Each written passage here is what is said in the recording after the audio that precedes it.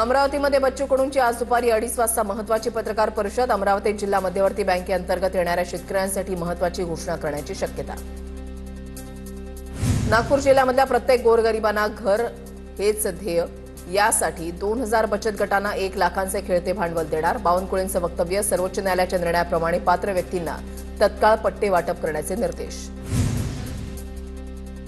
उपमुख्यमंत्री एकनाथ शिंदेंची पंढरपूरमध्ये धुंडा महाराज देगलूरकर मठाला भेट। कार्तिकी एकादशीच्या निमित्ताने एकनाथ शिंदेंनी मठाला भेट दिली। एकनाथ शिंदेंकडून संत पूजनही करण्यात आलं।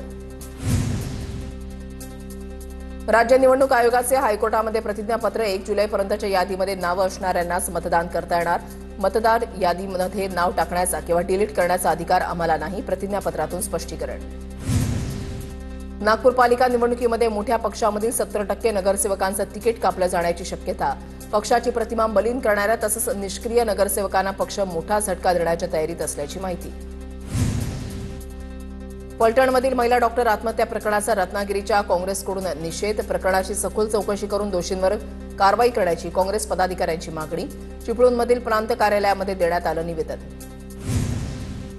स्थानिक स्वराज्य संस्था निवडणुकांच्या पार्श्वभूमीवर परभणीमध्ये प्रशासनाकडून ईव्हीएमची तपासणी। जिल्हा निवडणूक अधिकाऱ्यांच्या मार्गदर्शनाखाली करण्यात आली तपासणी। फलटणमधील महिला डॉक्टर आत्महत्या प्रकरणामध्ये जरांगेंचा मुख्यमंत्र्यांच्या ओएसडींना फोन। नातेवाईकांच्या म्हणण्यानुसार एक अधिकारी एसआयटीमध्ये घ्या, एसआयटीवर नियंत्रण ठेवण्यासाठी निवृत्त न्यायमूर्ती असावेत, जरांगे पाटलांची मागणी। फलटण महिला डॉक्टर आत्महत्या प्रकरणामधील कुटुंबियांची जरांगेंनी सांत्वनपर भेट घेतली। कुटुंबाने मला 4 कामं दिली आहेत, ती मी करून देणार, जरांगेंचं आश्वासन। फलटण महिला डॉक्टरच्या मृत्यूप्रकरणी करमाळ्यामध्ये विविध संघटनांकडून तहसीलदारांना निवेदन। एसआयटी चौकशीसह दोषींना कठोर शिक्षा करण्याची मागणी। माझा आणि रुपाली चाकणकरांचा संबंध नाही, रुपाली पाटील राजकारण करतायत। रुपाली पाटलांच्या बहिणीनं मला मारहाण केली, माधवी खंडाळकरांचा आरोप।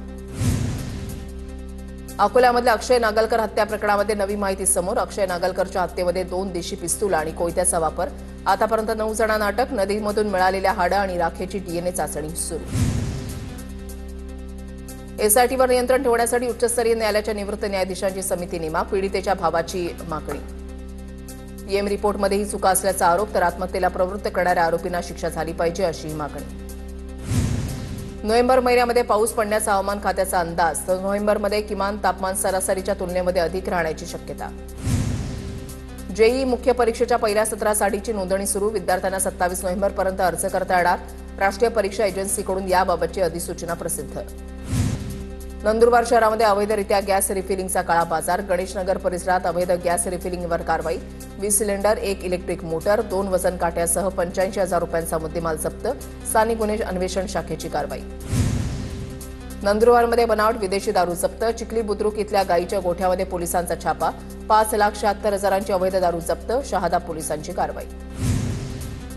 नंदुरबार जिल्ह्यामध्ये मजूर टंचाईची समस्या। अधिकचे पैसे देऊन शेतकऱ्यावर मजूर आणण्याची वेळ। दुसरीकडे अवकाळीमुळे पिकांचं नुकसान। बळीराजा दुहेरी संकटात। नंदुरबार आगारामध्ये खड्ड्यांचं साम्राज्य। आगारामध्ये 2 ते 3 फुटांचे खड्डे। बस चालकासह प्रवाशांची मोठी कसरत। प्रशासनाकडे दखल घेण्याची मागणी। नंदुरबारमध्ये ग्रामीण भागातील कार्यकर्त्यांकडून हिना गावित यांचा सत्कार। गावित यांच्या भाजप प्रवेशानंतर राजकीय वातावरण तापलं।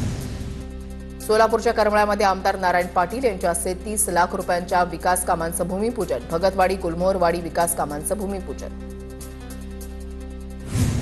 सोलापूरच्या करमाळ्यामध्ये फलटणमधील महिला डॉक्टरच्या मृत्यूप्रकरणी विविध संघटनांकडून एसआयटीची चौकशीची मागणी। दोषींना कठोर शिक्षा व्हावी। जिल्हाधिकाऱ्यांना देण्यात आलं निवेदन। मागण्या पूर्ण न झाल्यास तीव्र आंदोलनाचा इशारा। तुळजाभवानी मंदिरातील अभिषेक हॉलचे पाडकाम करण्याबाबत पुरातत्व विभागाचं मंदिर संस्थानला पत्र। भाविकांची पर्यायी व्यवस्था करूनच अभिषेक हॉलचं पाडकाम करावं, पुजाऱ्यांची मागणी। 3 मजली अभिषेक हॉलचं काम 40 वर्षांपूर्वी झाल्याची माहिती। वाशिमच्या शिरपूरमध्ये 4 ते 5 जणांच्या टोळक्याचा तरुणावर जीवघेणा चाकू हल्ला। रात्री 9 वाजण्याच्या सुमारास घडली घटना। विशाल देशमुख असं हल्ला झालेल्या तरुणाचं नाव। हल्ल्याचं कारण अद्याप अस्पष्ट।